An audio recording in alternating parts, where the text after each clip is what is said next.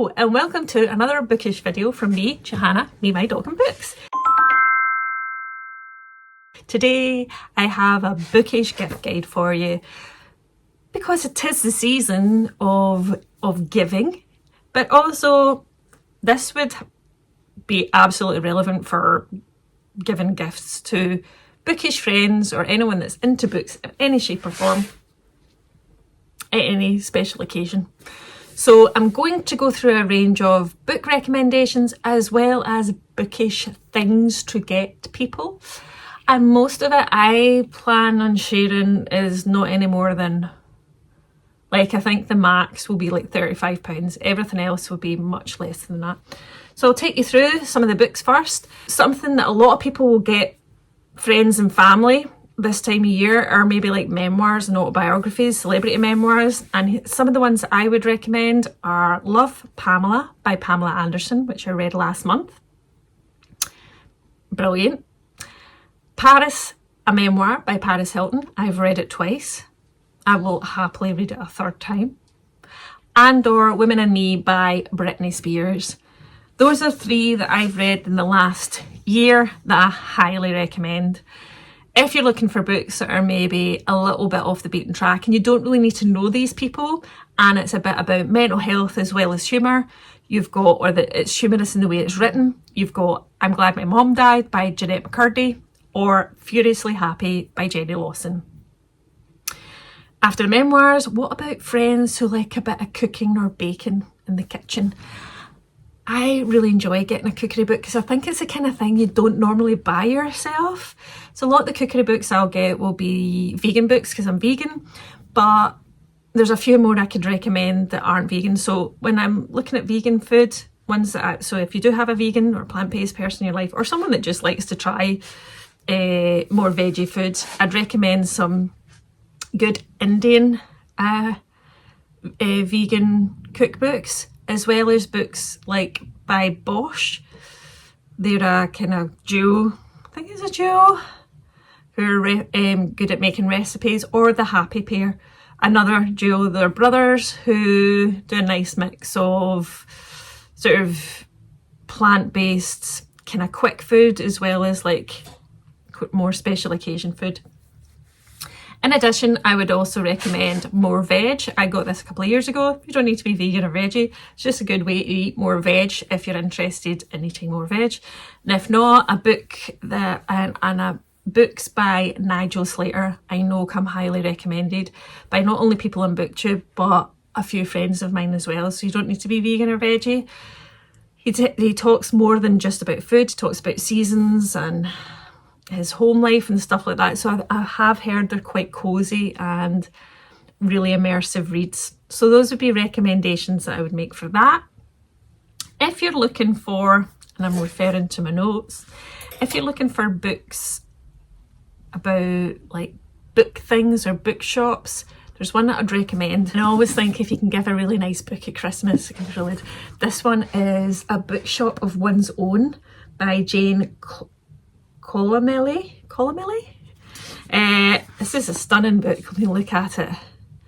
Get it hardback, and it's a bookshop of one's own is a love letter to the Silver Moon Bookshop, the champion of women writers and feminist literature on London's Charing Cross Road. Opened by Jane Cholmeley in Thatcher's Britain against a backdrop of misogyny and homophobia, this underdog business would defy the odds and grow to become the biggest women's bookshop in Europe. How amazing does this sound? So my friend got me this for my birthday and it sounds amazing. I have no doubts I'll adore it, but I also think it would make a great bookish book gift for someone, as it did for me. Another one would be a nice one if you want to give someone, and I've not read it, it's on my TBR because I'm reading it for the book group, but it's a nice sort of novella. So if you're looking for people to give a gift that, you know, in between Christmas and New Year, as Lauren in the books calls it, Betwixtmas? Yeah, the bit in between Christmas and New Year.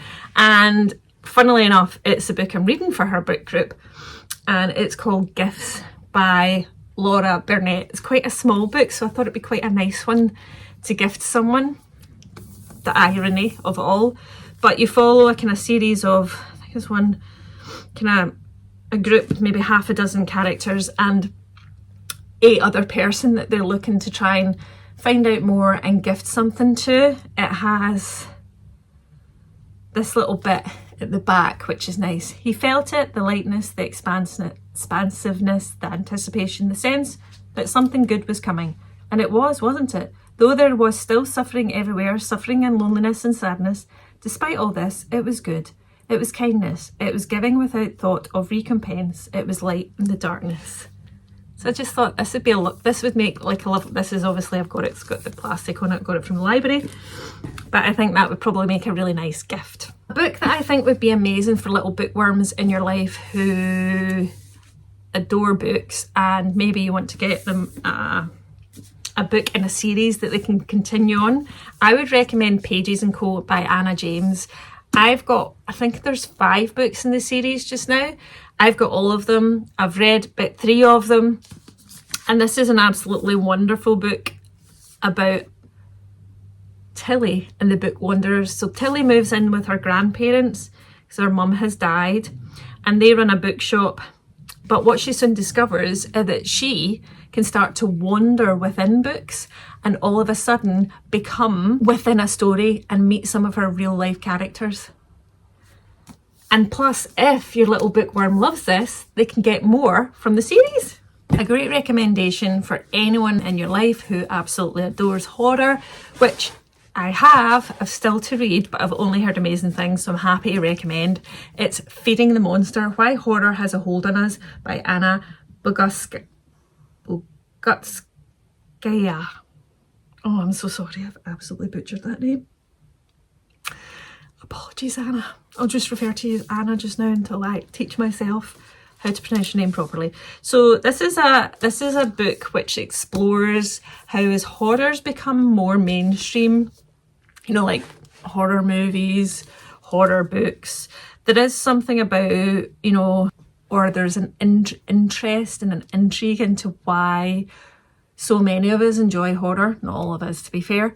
So many of us enjoy horror, and why your love of horror or enjoying horror may trigger a lot of people to question what's wrong with you. Like, how could you watch that stuff and what's wrong with you?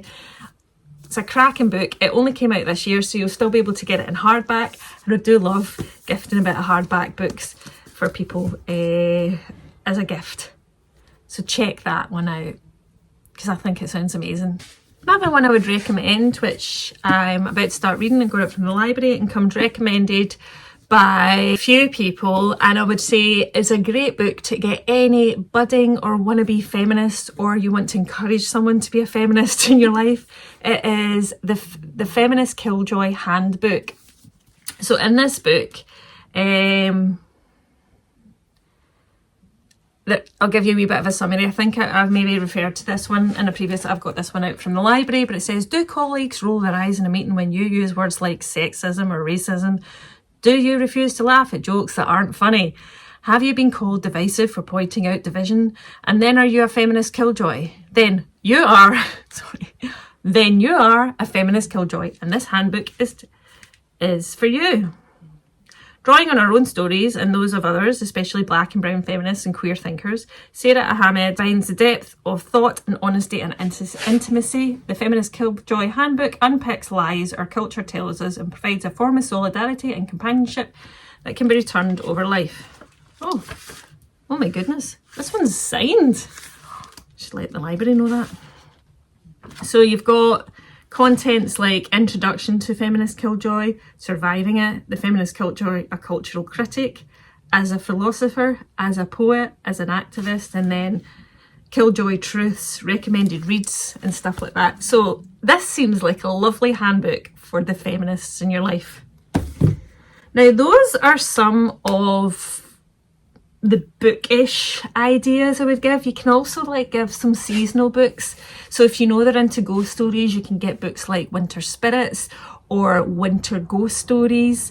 Or if people are really into books but you maybe have no idea what books they already own and don't want to accidentally gift them a doubler, you could get them a book journal. So you can find these in most bookshops or online. and that allows them to kind of make a record of what they're reading throughout the year. Also, can't go wrong getting people bookmarks. And actually, which is even better fun, is if the person you're gifting to is a little bit crafty, you could probably go to the likes of Hobbycraft or online and find like cross-stitch bookmarks, or bookmarks, so people that will make like cards and things, you can get bookmark kits like that. So highly recommend that. Or if they are into cross-stitching, then you can get very good Bookish cross-stitch sets, kits and patterns. I would say check out Etsy. Caterpillar Cross Stitch is one of the cross-stitch companies I use. But between Etsy and Caterpillar Cross Stitch, I think you'll definitely be able to find a nice wee kit or a set or a pattern that you could send to somebody for them to create their own bookish gift for themselves. And talking about making things, I also recommend, now this is probably the most expensive in the bookish gift ideas I'm going to give you. You can get them from between about £25 and £35. Normally I've had them online. I've got one that I got last year and made it, but I got one for my birthday and I'll show you it now. They are little book nooks.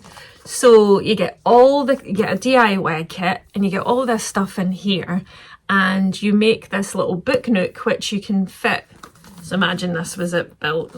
It's the size of a hardback book, and you can slot it into your bookshelf. And I'll show you because I haven't. So me and the OH are going to start making this because he likes to help. I'm going to start making this, and I think he might have got this one from Amazon. Sorry about that. But you get all the bits. And so for any of your crafty friends that like to do things, you build it all in pieces. It's got all the instructions, and then there's a wee battery pack that you put in. A bit of glue and stuff like that. All comes as part of the pack.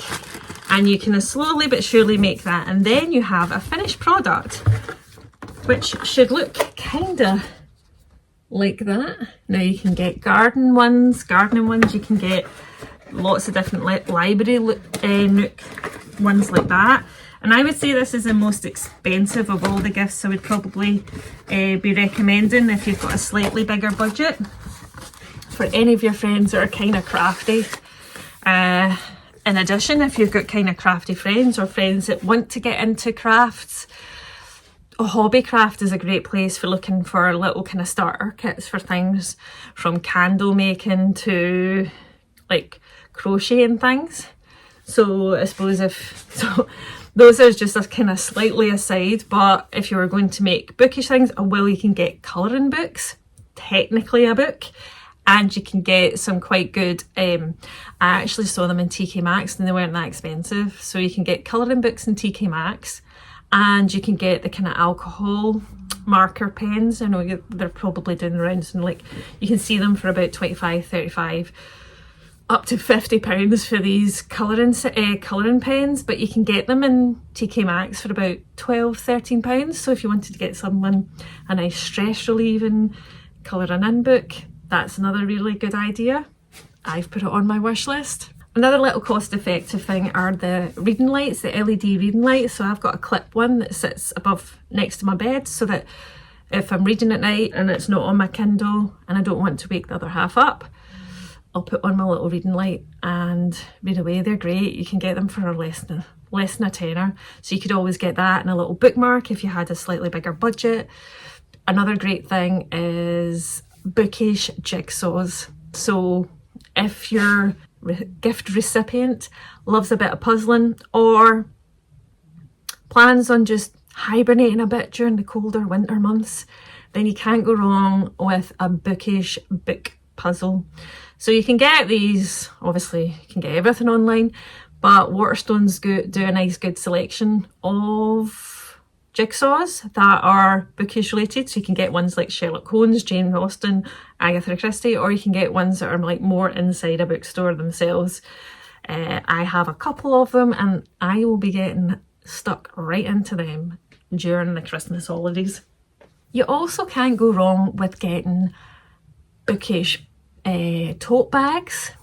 A lot of the bookstores will have those, and you can get them for less than a tenner or round about that price. Bookish mugs, again on bookstores, but obviously online too. As well as you can get, now I don't know how much these are, so I'm hoping that it's not any more expensive than these, but you can get the book stamps that people can get, and you can have it like personalised. So it will say like it's like a little book imprint. I'll put one here from the screen grab, where you could have it personalised to say, for example, for me it would say me, my dog and books. Then you can stamp all your books that way. Another way that you could gift a friend is, and if it's more about an experience than a thing per se, and is within your gift to do so, is send your friend or a relative, or just basically invite them to a bookstore with you. You could treat them to tea, coffee, cake, and then a book of their choice. And hopefully they wouldn't be going like for the most expensive special edition books, but you get them to go in and pick a book. So what you could do is just design out a bookish afternoon with me, and I'll owe you a book or something like that. It just makes it a little bit of a afternoon out that's a bit more of an experience with you, bit of coffee, cake and a book. So what would that be? Round about the £20-25 mark if you wanted to do that and have a bit of an experience plus a little bookish gift for your friend when you don't know what kind of book to get them. So that's always a nice one. And with regards to bookish merch, you can get bookish anything nowadays, from earrings to badges to blankets. Socks are a good one as well, because you can get them relatively cheap. So from bookish merch to specific books to cookbooks to bookish crafts, hopefully there's something in there that you can find as a great idea for a gift for a friend, family or loved one this year or any other special occasion. Anyway, if that was helpful, let me know. Give me a gift emoji if you watched this far and found this video helpful.